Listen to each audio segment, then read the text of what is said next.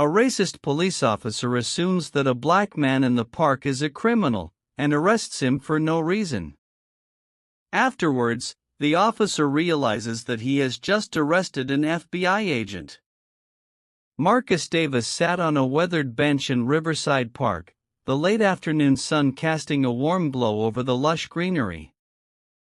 He turned a page in the book he was reading, momentarily losing himself in the quiet rustle of leaves and the distant laughter of children playing. The park was one of his favorite places, a small sanctuary in a bustling city where he could clear his mind and escape the demands of his job. Today, though, his thoughts were interrupted. Across the park, Officer Brian Harkins patrolled the area, his sharp eyes scanning the surroundings. He had walked this beat for over 2 decades, and in his mind, he knew the city better than anyone. When he noticed Marcus sitting alone on the bench, something in his gut stirred a feeling he had learned to trust over the years. A black man sitting alone, too calm, too composed. Suspicion prickled at the edges of his thoughts. "Never seen him around here before," Brian muttered under his breath. He stopped walking and watched Marcus for a moment, trying to place the feeling. There had been reports of a suspect fitting a general description that matched Marcus, a vague, flimsy lead, but it was enough for Brian. Marcus felt the weight of someone's gaze and looked up from his book. He noticed Brian standing a distance away, staring at him with a look that was all too familiar. Marcus had been in situations like this before. He could read the officer's expression easily, prejudice masquerading as concern, a suspicion that had no basis other than the color of his skin. But Marcus didn't flinch. Instead, he closed his book slowly, marking the page with a finger, and met Brian's gaze. Brian's grip on his baton tightened. He saw the way Marcus looked at him, steady, unafraid. It unnerved him. "Let's see what this guy's up to," Brian muttered as he started walking towards Marcus, his posture stiffening with each step. He didn't like how Marcus was looking at him, didn't like the calmness, the lack of fear. It was unsettling. Marcus watched Brian approach, keeping his expression neutral. He knew what was coming and had seen it many times before. The situation was already loaded, and he knew that how he responded in the next few moments could determine how it played out. He wasn't in the mood for this today, but he also wasn't going to give the officer any reason to escalate the situation. "Afternoon," Brian said as he reached the bench, his tone polite but with an edge to it. Marcus could hear the underlying suspicion. "Afternoon," Marcus replied, his voice calm and even. He kept his hands visible, resting them on the closed book in his lap. "What brings you out here today?" Brian asked, his eyes scanning Marcus's face, then flicking to the book. He was fishing for something, anything, to justify the feeling gnawing at him. "Just enjoying the park," Marcus said. "It's a nice day." Brian nodded slowly, though he wasn't really listening. He was more interested in what Marcus wasn't saying, in what he could dig out from beneath the surface. "You from around here?" Marcus smiled slightly, though it didn't reach his eyes. "I've been around." The non-answer didn't sit well with Brian. He shifted his weight, his stance becoming more confrontational. "Mind if I see some ID?" Marcus's smile faded. This was the point where things could go sideways.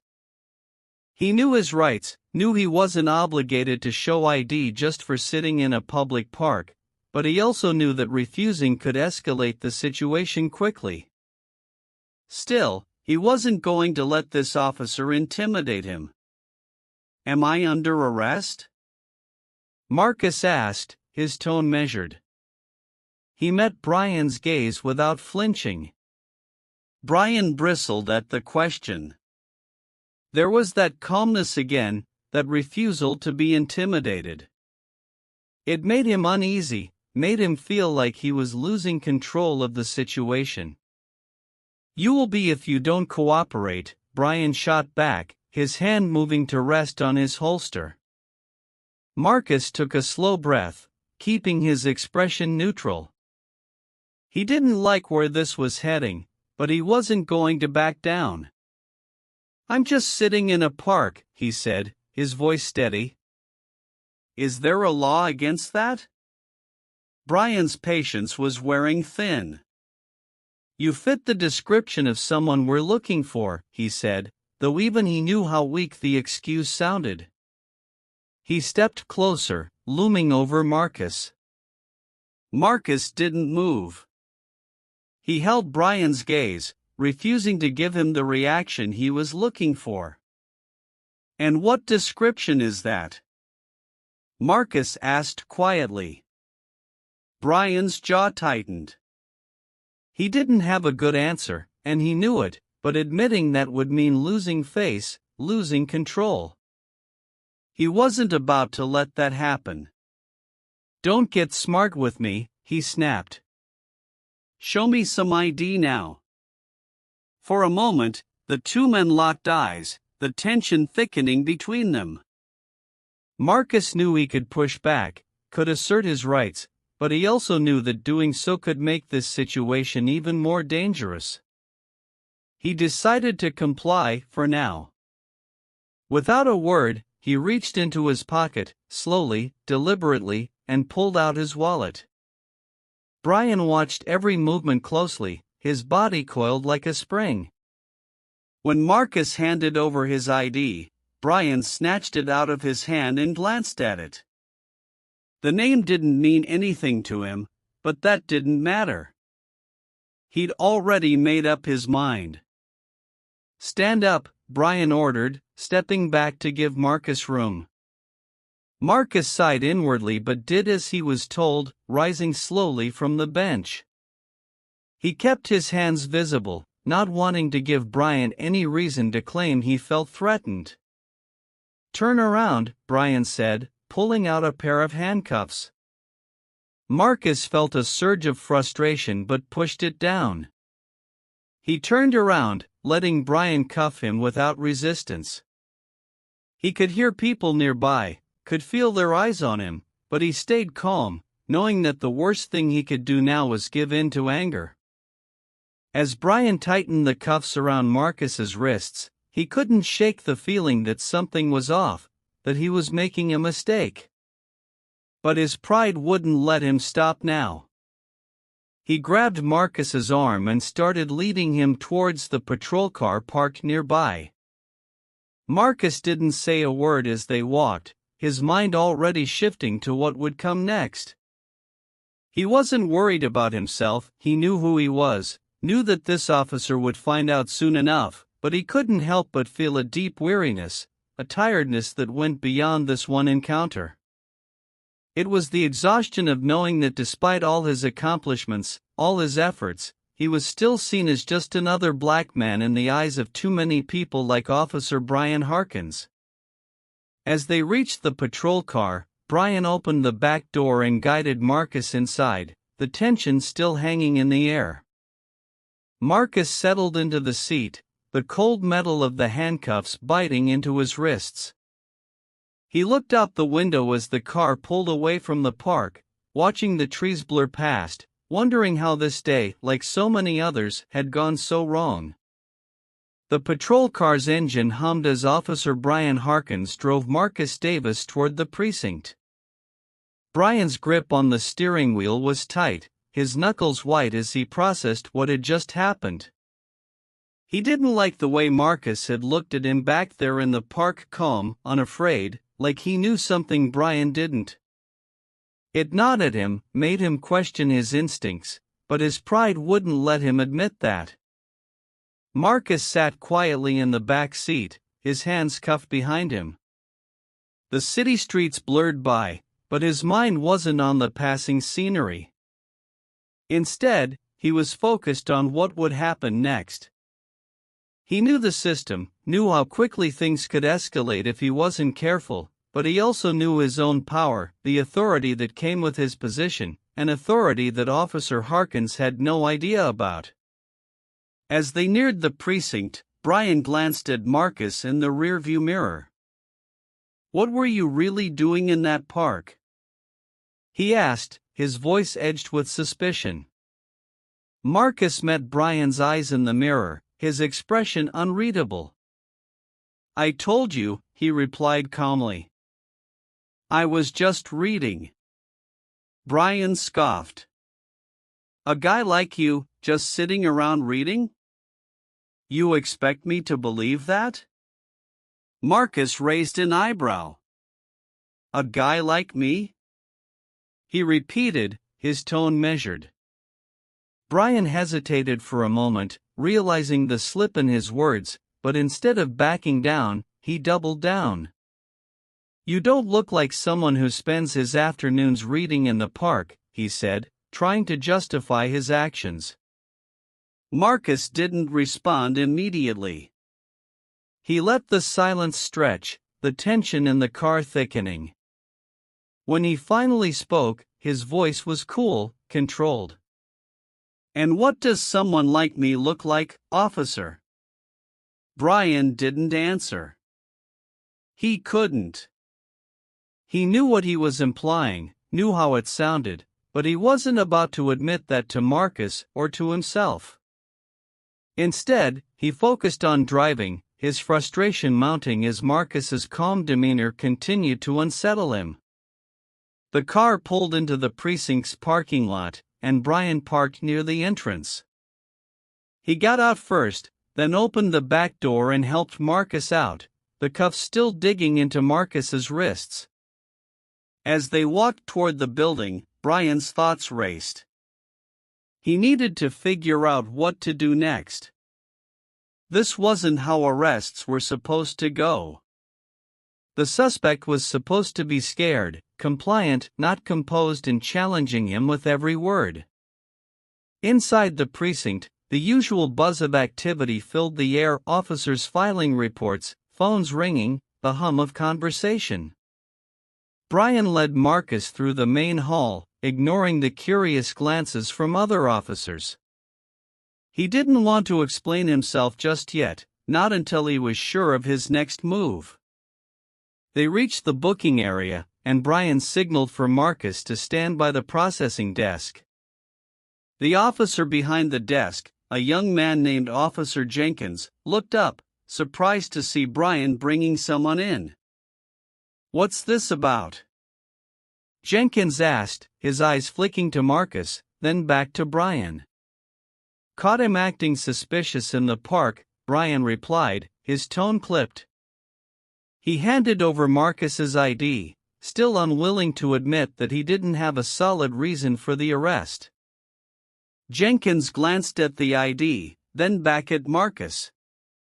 There was a flicker of recognition in his eyes, but he quickly masked it, nodding as he began typing into the computer. Marcus noticed the brief hesitation, filing it away in his mind. The recognition was subtle, but it was there. Someone in this precinct knew who he was. "Captain Bennett's in her office," Jenkins said as he handed the ID back to Brian. "You'll need to take him to her." Brian stiffened slightly. Captain Laura Bennett was known for being tough but fair, a stickler for procedure. He hadn't planned on involving her so soon, but he didn't have a choice. "All right," Brian said, his voice tight. He turned to Marcus, his grip firm on Marcus's arm. "Let's go." Marcus walked beside Brian, his expression still unreadable as they approached Captain Bennett's office. He could sense the tension in Brian, the uncertainty that the officer was trying so hard to hide. It was the first crack in the armor, and Marcus noted it with quiet satisfaction. Brian knocked on the door, then opened it when he heard Captain Bennett's voice from inside. The office was neat, organized, with a large desk in the center and shelves lined with books and files. Captain Bennett, a woman in her early 40s with sharp eyes and a no-nonsense demeanor, looked up from her paperwork as they entered. "Officer Harkins," she said, her tone neutral. "What's this about?" Brian stepped forward, guiding Marcus into the room. "Caught this guy in the park, Captain. He was acting suspicious, wouldn't cooperate when I asked for ID." Captain Bennett's gaze shifted to Marcus, and for a split second, there was a flicker of recognition, just like Jenkins, but she quickly masked it, her expression turning professional. "Is that so?" she said, her voice even. Marcus met her eyes and saw the recognition there. He knew that Captain Bennett was aware of who he was, but she was playing it carefully, waiting to see how Brian would handle the situation.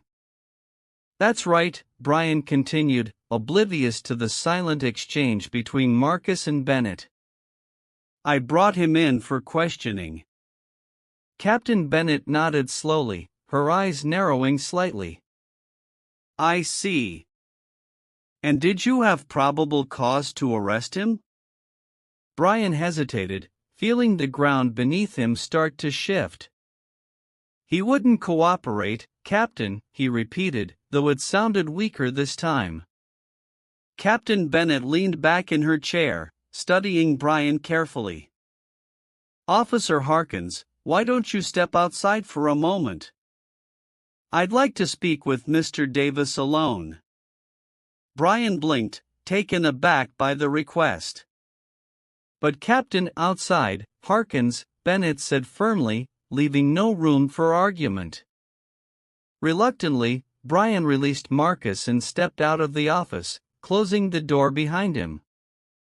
As soon as he was gone, Captain Bennett's demeanor shifted slightly, becoming less formal. "Mr. Davis," she said, her voice calm. "I apologize for this misunderstanding." Marcus allowed himself a small smile. "No need to apologize, Captain. You're just doing your job." Bennett sighed, glancing at the closed door. "I'm aware of who you are, but I'd appreciate if we kept that under wraps for now. I need to handle this situation carefully." Marcus nodded. "Of course. I'm not here to cause trouble, Captain. I just want to make sure things are handled properly." "They will be," Bennett assured him. "I'll speak with Officer Harkins and deal with this appropriately. But I have to ask, why didn't you just tell him who you are?" Marcus's smile faded, replaced by a more serious expression.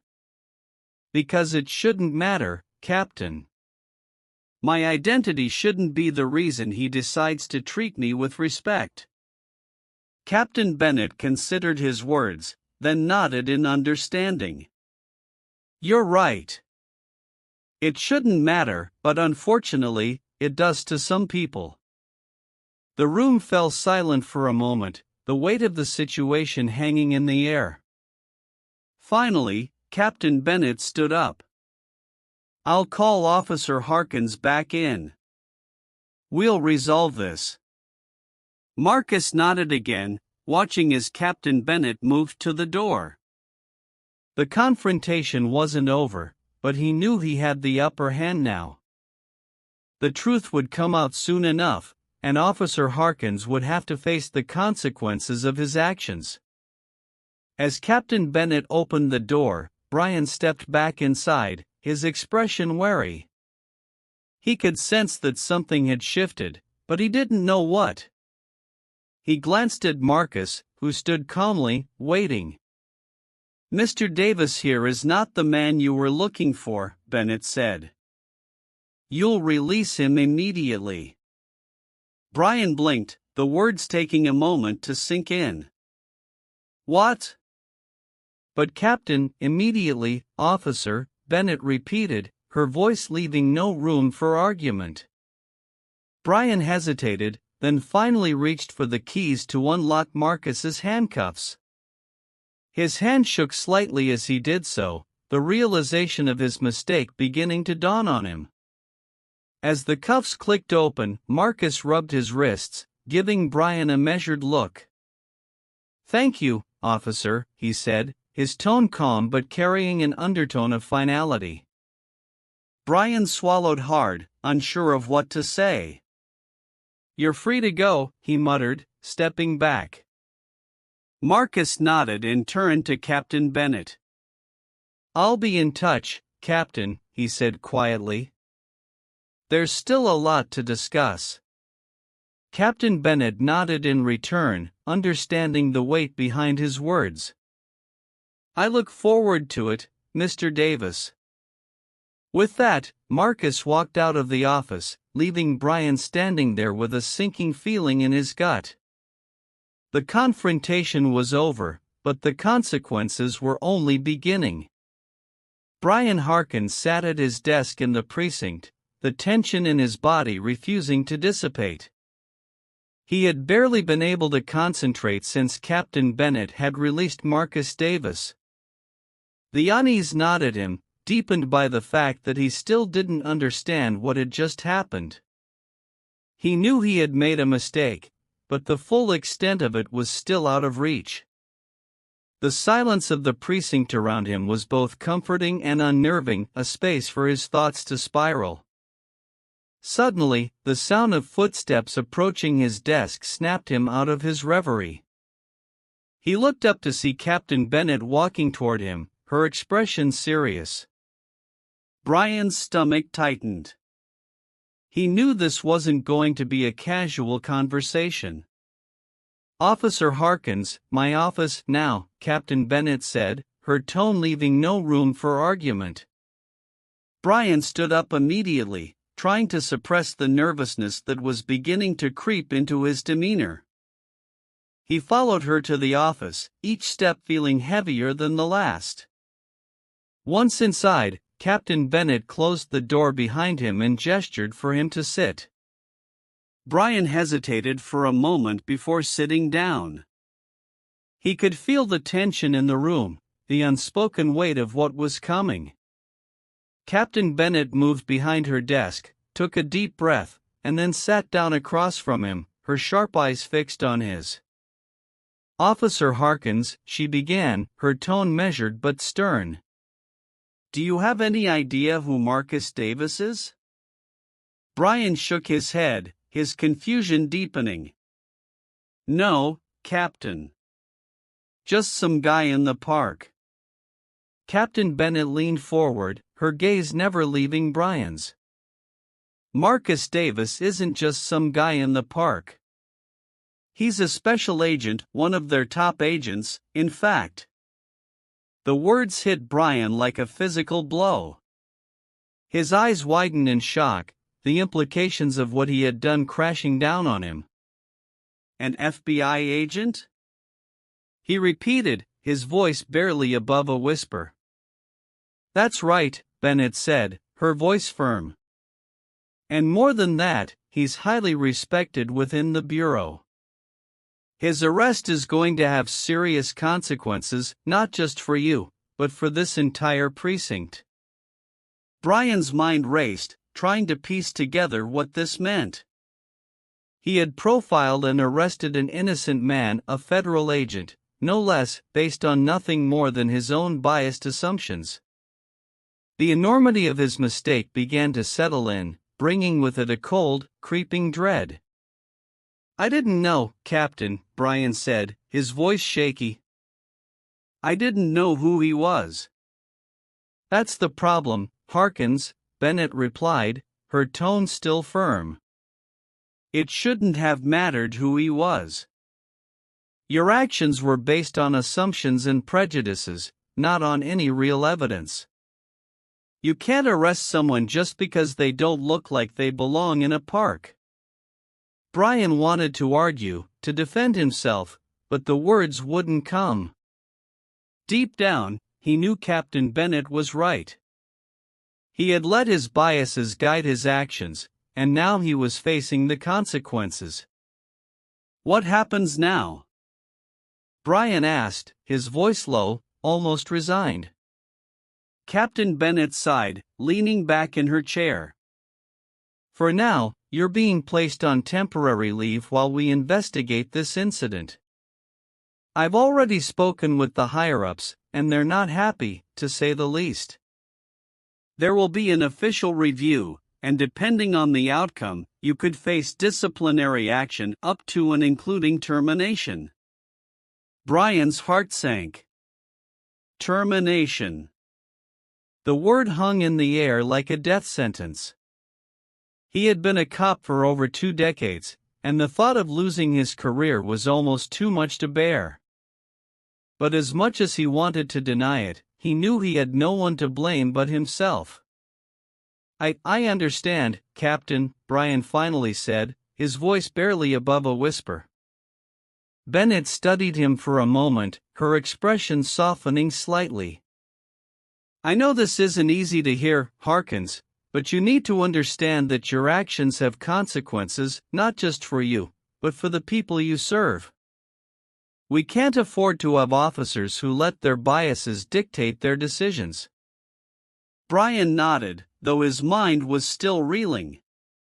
The reality of his situation was starting to sink in, and with it came a flood of regret.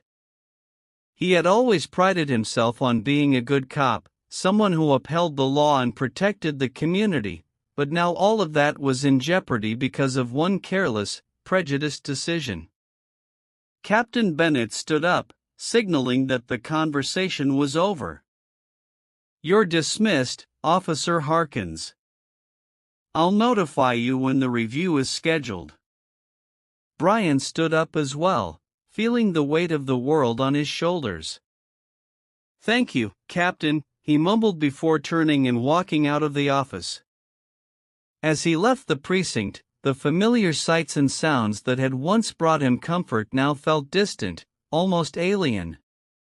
He walked to his car in a daze, the reality of his situation pressing down on him like a heavy fog. He had been a cop for so long that he didn't know who he was without the badge. The thought of losing it, of being branded as a failure, terrified him. But beneath the fear, there was something else, an unfamiliar sense of doubt. For the first time, Brian was forced to confront the fact that maybe, just maybe, he wasn't the upstanding officer he had always believed himself to be, that maybe he had let his biases and prejudices guide his actions more than he was willing to admit. As he drove home, the city streets passing by in a blur, Brian couldn't shake the image of Marcus Davis's calm, unflinching gaze. It was a look that had unsettled him from the start, and now he understood why. Marcus had seen right through him, had known exactly what was happening even before Brian himself did. When Brian finally arrived home, he sat in his car for a long moment, staring at the steering wheel. The day's events played over and over in his mind, each repetition making the weight of his actions heavier. He didn't know what the future held, but he knew that his life had just changed irrevocably. With a heavy sigh, Brian got out of the car and walked into his house. The silence of the empty rooms pressed in on him. He sank into a chair, his thoughts a tangled mess of fear, regret, and uncertainty. For the first time in a long while, he didn't know what to do next. Brian Harkins stood in the corridor outside the conference room, his heart pounding in his chest. The precinct was quieter than usual, the atmosphere heavy with the anticipation of what was about to unfold. The official review was about to begin, and Brian knew that every word he said in the next hour could determine the future of his career. He glanced at his reflection in the window across from him. The man staring back looked older, more worn than he had just days ago. There was a stiffness in his posture, a tightness around his eyes that hadn't been there before. He straightened his uniform, took a deep breath, and forced himself to focus. This was his chance to explain, to justify his actions, though deep down he wasn't sure how to do that anymore. The door to the conference room opened, and Captain Bennett appeared, her expression unreadable. "We're ready for you, Officer Harkins," she said, her voice steady. Brian nodded, swallowing hard as he followed her into the room. Inside, the atmosphere was tense. The long table was lined with stern-faced officials, representatives from the precinct's Internal Affairs Division, a couple of high-ranking officers, and at the far end, a man in a suit whom Brian instantly recognized as Marcus Davis. Marcus's presence was like a punch to the gut. Brian had hoped that he wouldn't be there, that he wouldn't have to face him again, but there he was, sitting calmly, his eyes focused on Brian as if studying him.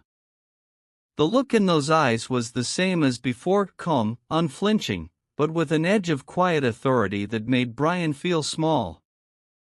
Captain Bennett took her seat at the head of the table, motioning for Brian to sit in the chair opposite her. He did so, trying to ignore the way his palms were sweating. The room was silent, the weight of judgment heavy in the air. "Officer Harkins," Bennett began, her tone formal. "This review is to determine the appropriateness of your actions during the arrest of Mr. Marcus Davis. We will go over the events leading up to the arrest, your conduct during the arrest, and the consequences that have followed. Do you understand the gravity of this situation?" "Yes, Captain," Brian replied, his voice low but steady. He glanced briefly at Marcus, who was watching him intently, before returning his focus to Bennett. "Good," Bennett said, nodding. "Let's start with the incident report. According to your statement, you arrested Mr. Davis because you believed he was a suspect in a recent series of robberies. Is that correct?" Brian nodded. "Yes, Captain. I saw him in the park, and he matched the description we had: tall, black male, early 40s. He was acting suspiciously, so I approached him." "And what exactly was suspicious about his behavior?" Bennett asked, her tone neutral but probing. Brian hesitated, knowing that his answer here was crucial. "He was alone, just sitting there, and when I asked for his ID, he was evasive." "Evasive how?" Bennett pressed. "He didn't want to show me his ID right away," Brian explained, though even as he said the words, they sounded weak to his own ears. "He seemed like he was hiding something." Marcus's voice cut through the air, calm but firm. "I was reading a book, Officer Harkins, not exactly the behavior of a criminal on the run." Brian flinched slightly at Marcus's words but kept his focus on Bennett. "I was just doing my job, Captain. I was trying to protect the community." "And did you find anything on Mr. Davis that would indicate he was involved in any criminal activity?" Bennett asked, her eyes narrowing slightly. Brian shook his head. "No, ma'am. He was clean." There was a pause, a heavy silence that filled the room as everyone processed what had been said. Then one of the Internal Affairs officers spoke up, his voice stern. "Officer Harkins, did it ever occur to you that Mr. Davis might have been telling the truth, that he wasn't the suspect you were looking for?" Brian hesitated again, his mind racing for the right words. I was following protocol. We're trained to be cautious, to assume that someone might be dangerous until proven otherwise. But did you consider that your assumptions might have been influenced by factors other than protocol?" the officer asked pointedly. Brian's throat tightened. He knew what they were getting at, and he knew there was no good answer. "I didn't mean to profile him," he said, his voice faltering slightly. "I was just doing my job." Marcus leaned forward slightly, his gaze still fixed on Brian. Your job is to protect and serve, Officer Harkins, not to judge people based on their appearance. Brian met Marcus's eyes, and for a moment, he felt a surge of defensiveness, but it was quickly followed by a wave of guilt. He had been in law enforcement long enough to know when he was wrong, and this was one of those times. Captain Bennett cleared her throat, drawing the room's attention back to her. Officer Harkins, this review isn't just about what happened that day. It's about the mindset that led to your actions. We need to ensure that every officer in this precinct is upholding the values of fairness and justice. This isn't just about you, it's about the integrity of the entire police force. Brian felt a sinking feeling in his gut. He knew that this wasn't just about whether or not he had made a mistake, it was about whether he was fit to continue wearing the badge. The realization hit him hard, and for a moment, he struggled to find his voice. I understand, Captain, he finally said, his voice barely above a whisper. I didn't mean to, I didn't want to, he stopped, the words choking in his throat. Captain Bennett softened slightly, though her tone remained firm. We all make mistakes, Harkins, but it's how we deal with those mistakes that define us. You need to think very carefully about the kind of officer you want to be. There was another long pause, the weight of the situation pressing down on everyone in the room. Then Marcus spoke again, his voice calm but carrying a weight of authority. Captain Bennett, may I say something? Bennett nodded. Of course, Mr. Davis. Marcus stood up, his presence commanding the attention of the room. He looked directly at Brian, his expression serious but not unkind. I understand that being a police officer is a difficult job. You're under constant pressure, and sometimes that pressure can lead to bad decisions. But we can't allow those bad decisions to go unchecked. This isn't just about holding Officer Harkins accountable, it's about ensuring that something like this doesn't happen again. Brian listened, his heart heavy. He knew Marcus was right, but the truth of it was hard to swallow. He had spent his entire career believing he was doing the right thing, but now he was faced with the reality that his actions had caused harm, that his biases had blinded him to the truth. Marcus continued, his voice steady. I'm not here to ruin anyone's career, but I am here to make sure that the next time an officer encounters someone like me, they think twice before making assumptions.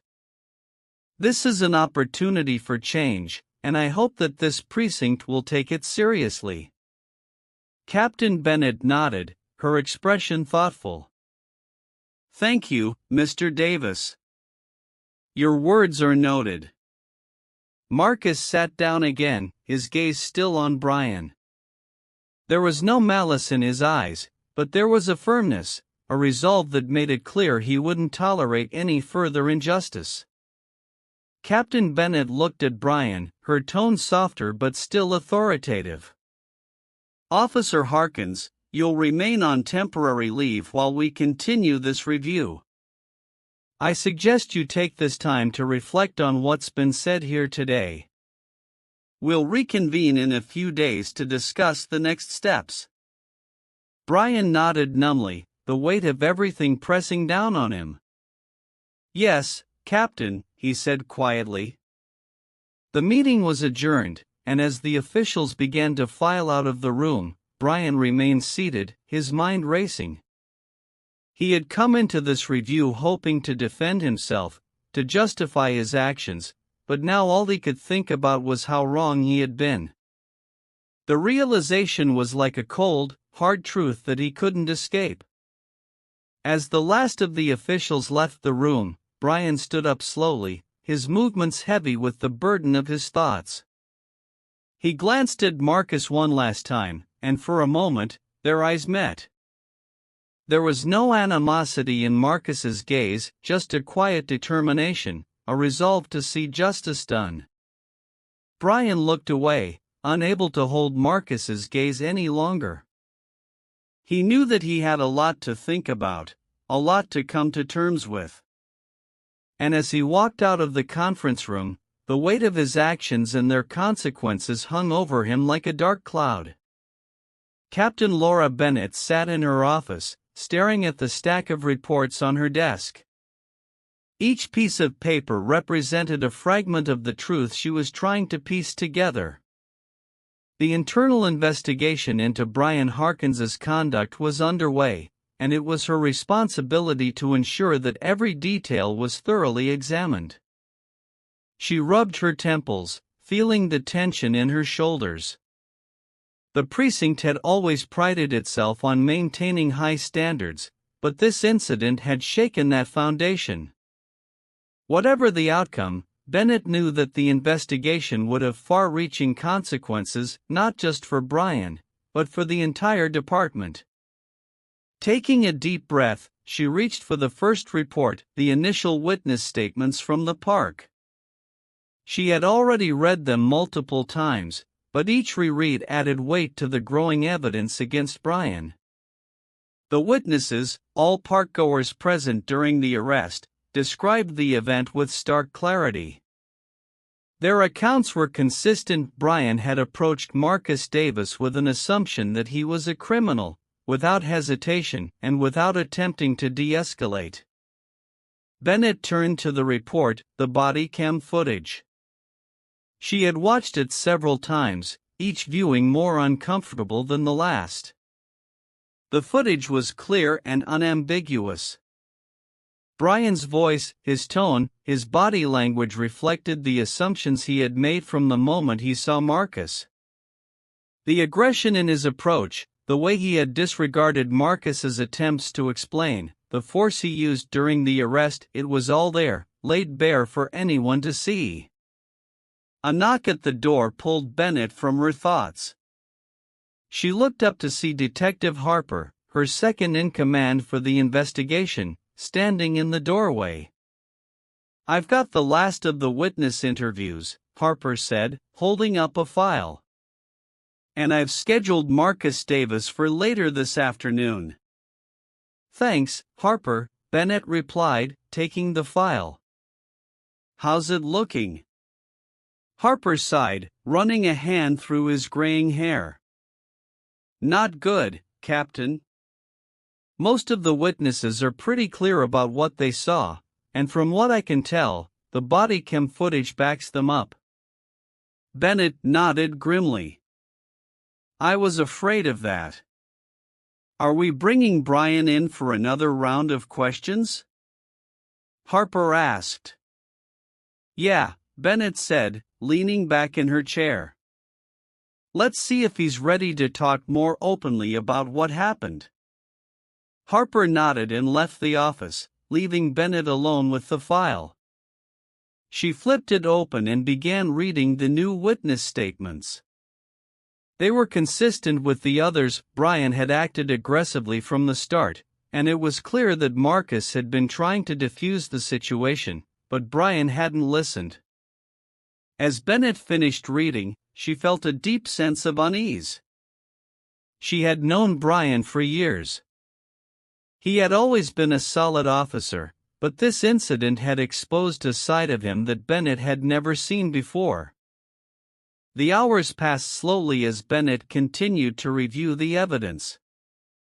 Finally, there was another knock at her door, and Harper entered, followed by Brian.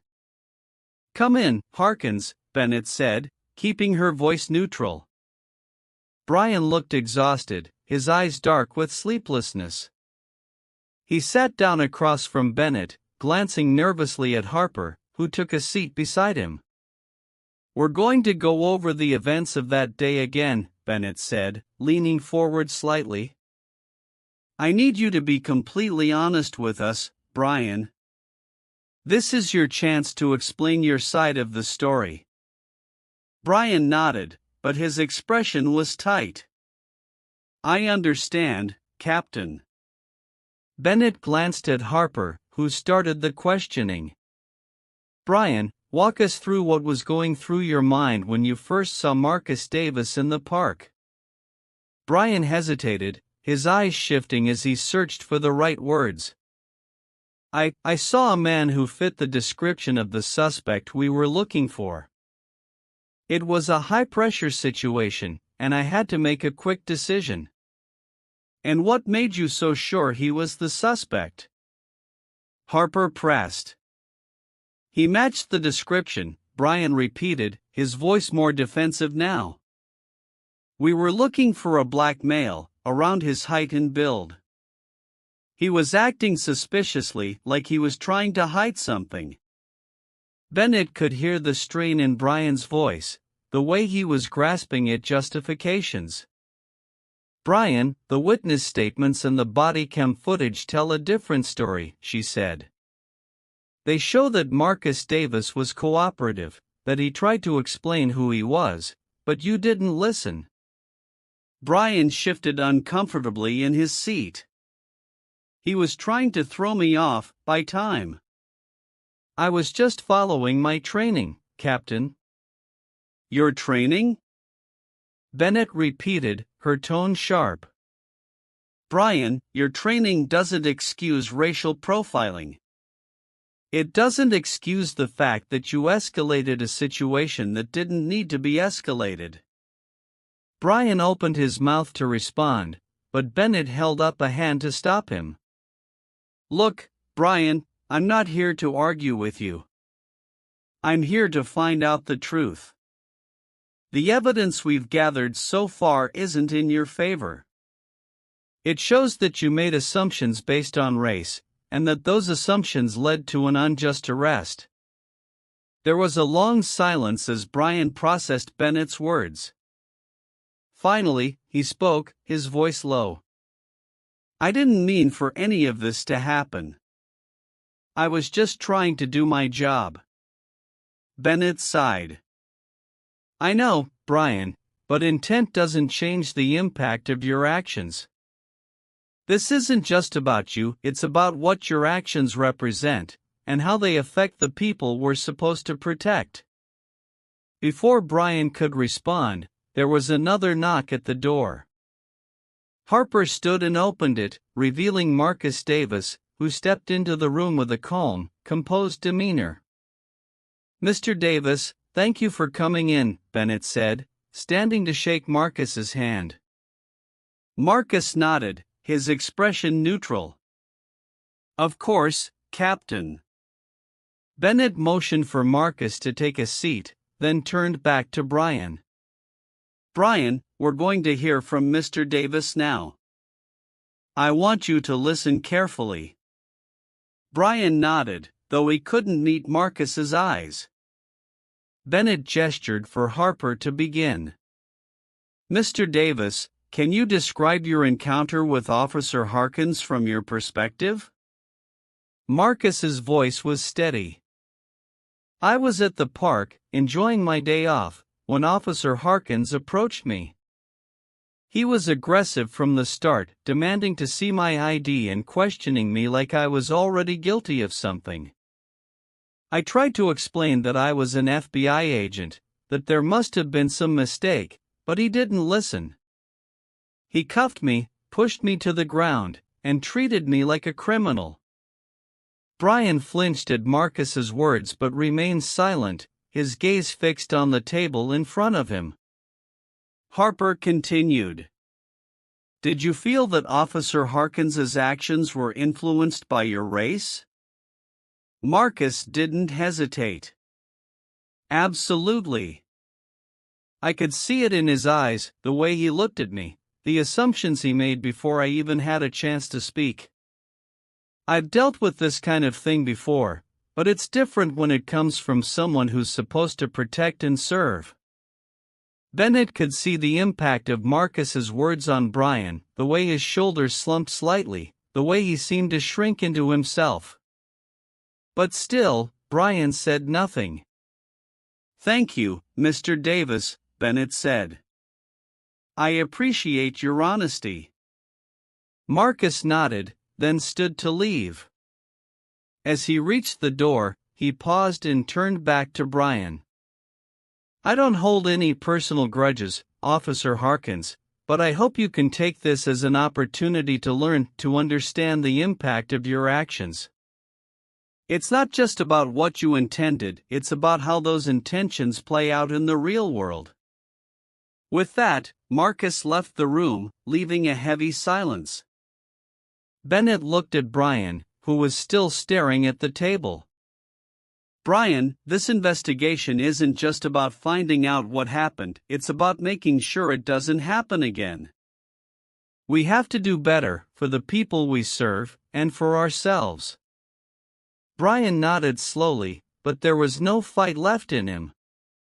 The weight of the evidence, the words of Marcus Davis, and the reality of his actions were all starting to sink in. But whether or not he was ready to fully confront that truth remained to be seen. "Take the rest of the day, Brian," Bennett said quietly. "We'll reconvene tomorrow." Brian stood, his movements stiff, and left the office without another word. As the door closed behind him, Bennett felt a heavy sense of responsibility settle on her shoulders. This investigation was just the beginning. There was still much work to be done, both within the department and beyond. But for now, all she could do was continue to piece together the truth and hope that it would lead to real change. Captain Laura Bennett sat in her office, the final report of the investigation lying closed on her desk. The conclusion was clear, and the decision had been made, but that didn't make the task ahead any easier. She glanced at the clock, knowing Marcus Davis would be arriving soon. The conversation they were about to have felt like a turning point, not just for Brian Harkins, but for the entire department. A soft knock at the door signaled Marcus's arrival. Bennett stood and smoothed the front of her uniform, preparing herself for the conversation. "Come in," she called. The door opened, and Marcus entered, his expression calm and composed as usual. He gave Bennett a polite nod before taking a seat across from her. "Thank you for coming, Mr. Davis," Bennett began, sitting down as well. "Of course," Marcus replied, his tone steady. "I assume the investigation is complete?" "It is," Bennett confirmed, leaning forward slightly. "After reviewing all the evidence, the witness statements, the body cam footage, and the interviews, it's been decided that Officer Harkins will be terminated from his position." Marcus nodded slowly, taking in the information. "I appreciate the thoroughness of the investigation, Captain, but I have to ask, do you believe this decision will lead to real change within the department?" Bennett paused, choosing her words carefully. "I believe it's a step in the right direction. Brian Harkins's actions were unacceptable, and his termination sends a clear message that racial profiling and the abuse of power will not be tolerated. But I also know that firing one officer isn't enough to address the deeper issues at play." Marcus's gaze remained steady as he replied, "You're right. This is about more than one officer. It's about the culture within the department, the training officers receive, and the biases that can influence their decisions in the field. If we don't address those underlying factors, incidents like this will keep happening." Bennett nodded, appreciating Marcus's candor. "I agree. This incident has brought to light the need for systemic change, and I'm committed to making that happen. We're already working on revising our training programs to include more comprehensive education on racial bias and de-escalation techniques. We're also planning to implement more rigorous oversight and accountability measures." "That's a good start," Marcus said, a hint of approval in his voice. "But it's going to take more than just policy changes. It's about changing the mindset of the officers, helping them understand the impact their actions have on the communities they serve. That's not something that can be achieved overnight. I know, Bennett admitted. It's going to be a long and difficult process, but it's necessary if we want to rebuild trust and ensure that what happened to you doesn't happen to someone else. Marcus leaned back in his chair, his expression thoughtful. I've been in law enforcement long enough to know that change doesn't come easy, especially when it involves confronting uncomfortable truths. But I'm willing to work with you, Captain, to help make those changes. This isn't just about me, it's about creating a safer, more just system for everyone. Bennett felt a surge of respect for Marcus. Despite everything he had been through, he was still willing to engage, to push for the reforms that were so desperately needed. I appreciate that, Mr. Davis, Bennett said sincerely. Your experience and insight will be invaluable as we move forward. And I want you to know that your voice will be heard. Marcus nodded. Thank you, Captain. I'm not looking for any special treatment. I just want to make sure that this department becomes the best version of itself. That's what the community deserves, and that's what the officers deserve too. Bennett couldn't agree more. You're right. And I promise you, we're committed to making that happen. The room fell into a comfortable silence for a moment, both of them reflecting on the weight of the conversation. The decision to fire Brian Harkins was just the beginning. The real work lay ahead in the reforms and the cultural shift that would be necessary to prevent future injustices. As Marcus stood to leave, Bennett rose as well, extending her hand. Thank you again, Mr. Davis. I look forward to working with you. Marcus shook her hand firmly. Likewise, Captain. Let's make sure this is a turning point, not just a momentary reaction. With that, Marcus left the office, leaving Bennett alone with her thoughts. She glanced at the closed investigation report on her desk one last time before turning her attention to the future. The decision had been made, but now it was up to her and the department to ensure that it led to real and lasting change. She knew the road ahead would be difficult, filled with resistance and challenges, but Bennett was ready. This was about more than just one officer, more than just one incident. It was about doing what was right, no matter how hard that might be.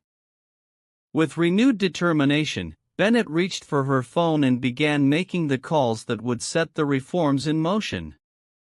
The department needed to evolve, and she would do everything in her power to make sure it did. The morning was overcast as Marcus Davis walked up the steps of the precinct. The air felt heavy, like the city itself was holding its breath, waiting to see what would happen next. Inside, the atmosphere was tense but charged with a sense of anticipation. The changes Captain Bennett had promised were starting to take shape, but there was still a long road ahead. As Marcus entered the building, he noticed the subtle shifts in the environment. A new bulletin board near the entrance displayed information about upcoming workshops on racial bias and de-escalation techniques. Officers moved through the halls with a different energy, their conversations quieter, more serious. The events of the past few weeks had left an indelible mark on everyone. Marcus made his way to Captain Bennett's office, nodding politely to the officers he passed.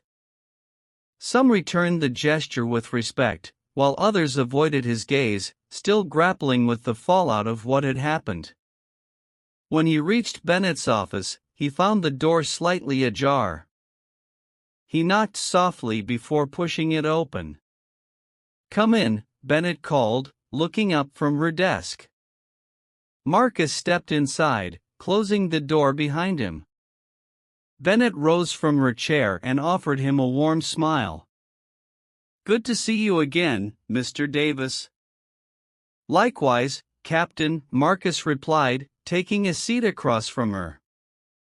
"I wanted to see how things were progressing." Bennett nodded, her expression serious but determined. "We're making headway.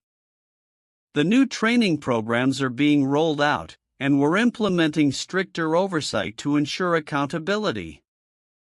It's a start, but there's still a lot of work to be done." Marcus appreciated her honesty. "Change takes time, but it's encouraging to see the steps you're taking." "How's the department handling it?" "There's been some pushback," Bennett admitted.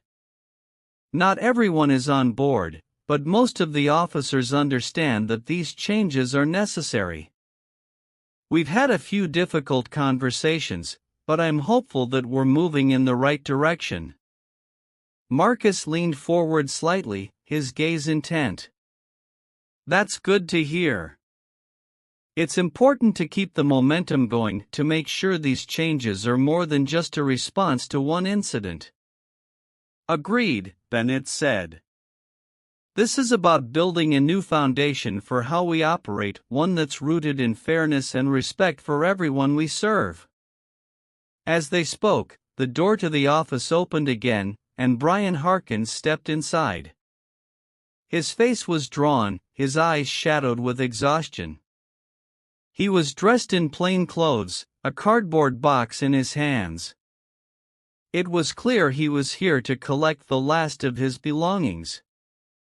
"Captain," Brian greeted Bennett stiffly, avoiding eye contact with Marcus. "Brian," Bennett replied, her tone neutral.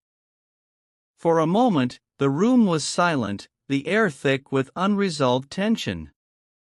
Brian finally turned to Marcus, his expression tight.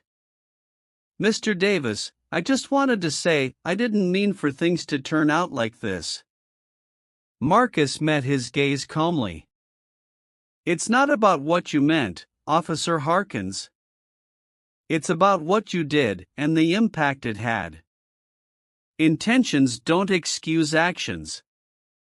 Brian flinched at the bluntness of Marcus's words but nodded, accepting the truth. "I know. I don't know how to fix this." "You can start by acknowledging the problem," Marcus said evenly. "We all have biases, but it's how we deal with them that matters. You have the opportunity to learn from this, to become a better person because of it." Brian's shoulders slumped slightly, the weight of the situation pressing down on him. He turned back to Bennett, his voice barely above a whisper. "I suppose this is it, then." Bennett nodded, her expression softening. "It doesn't have to be the end, Brian. You can still choose to grow from this, to make changes in your life. But that's up to you." Brian stood there for a moment, as if considering her words, before giving a brief nod. "I'll think about it." He paused, then added, "Good luck, Captain, and to you as well, Mr. Davis." With that, Brian turned and left the office, the door closing behind him with a soft click. Bennett and Marcus watched him go, both lost in their thoughts. "Do you think he'll be okay?" Marcus asked after a moment. Bennett sighed, leaning back in her chair. "I hope so, but it's out of our hands now. All we can do is focus on the work in front of us." Marcus nodded in agreement. "And there's plenty of that." They sat in silence for a few moments, the weight of their conversation hanging in the air. Finally, Marcus stood, extending his hand to Bennett. "Thank you for everything, Captain. I appreciate your commitment to making things right." Bennett shook his hand firmly. "Thank you, Mr. Davis. Your involvement has been invaluable. we're in this together." With that, Marcus turned and left the office, making his way through the precinct one last time. As he walked down the halls, he could feel the eyes of the officers on him, some curious, some contemplative. He knew that change wouldn't come easily, but he also knew that it was necessary. The events of the past few weeks had opened a door, and it was up to all of them to walk through it. As Marcus stepped out into the cool morning air, he took a deep breath, feeling a sense of resolve settle over him. The path ahead would be challenging, but he was ready to continue the fight for justice. This was just the beginning, and he was determined to see it through. With renewed determination, Marcus walked away from the precinct, his mind already turning to the next steps in his work.